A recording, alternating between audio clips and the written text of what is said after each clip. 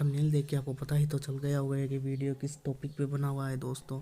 दोस्तों बिल्कुल दोस्तों, आप सोच रहे होंगे कि मोबाइल रिपेयरिंग का काम कौन कौन सीख सकता है। तो दोस्तों हर कोई मोबाइल रिपेयरिंग का काम सीख सकता है, इतना कोई टेक्नोलॉजी का काम नहीं है दोस्तों। पार्ट्स चेंज करने रहते हैं उसमें, और कुछ नहीं है दोस्तों। दोस्तों जैसे चार्जिंग जैक आ गया, उसको निकाला, दूसरा लगा दिया। रिंगर आया ख़राब हो गया, उसको चेंज किया, दूसरा लगा दिया। तो दोस्तों इसमें इतनी कोई, मेरे हिसाब से तो इतनी माथाफोड़ी नहीं है, लेकिन फिर भी बारीकी का काम है, बहुत ज़्यादा बारीकी का काम है ये, बहुत ज़्यादा बारीकी का काम है। तो जो मोटा मोटा काम है वो मैं इसमें बता रहा हूँ आपको। तो जैसे मान लो दोस्तों, टच ख़राब हो गई या कॉम्बो टूट गया तो नया डाल दो। तो इसमें कोई इतनी टेक्निकल की बात नहीं है दोस्तों, कॉम्बो लगाने में कोई ज़्यादा माथापड़ी नहीं है दोस्तों। तो दोस्तों आप भी आराम से इस काम को कर सकते हो दोस्तों।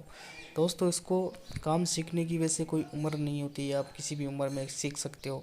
लेकिन मैं आपको इस काम से सतर्क रहने के बारे में भी आपको बताऊंगा। एक बात मैं ये भी बताऊंगा कि आप ये काम अब ना सीखे तो अच्छा है, क्योंकि दोस्तों मिसाल में दो आपको दे के बताऊँगा। आपके पास में जो मोबाइल है, आप खुद यकीन मानिए आपका मोबाइल कितनी बार ख़राब हुआ, आप कौन कौन से काम के लिए आप मोबाइल रिपेयरिंग के वाले के पास चले गए। क्या आपका मोबाइल महीने के महीने ख़राब हो जाता है या आपका मोबाइल 2 महीने से ख़राब होता है? नहीं, बिल्कुल दोस्तों। मेरे पास आज मोबाइल है Note 5 MI, मुझे लिए को 2 साल हो गए। तो दोस्तों आज 2 साल में एक बार भी ये कुछ भी इसका नहीं बिगड़ा है।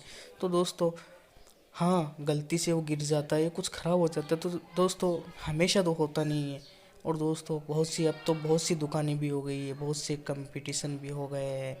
तो कंपटीशन ज़्यादा है, इसलिए मैं, जहाँ तक मेरा अनुमान है, कहना है कि आप इस काम ना ही सीखे तो अच्छा है दोस्तों।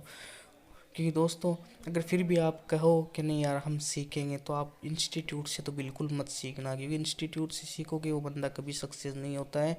आपको नहीं यकीन आता है तो आपको इंस्टीट्यूट से सीखा हुआ बंदे से आप पूछ सकते हो, क्योंकि मुझे तजुर्बा है, मैंने सीखा है, मैंने पूछा है।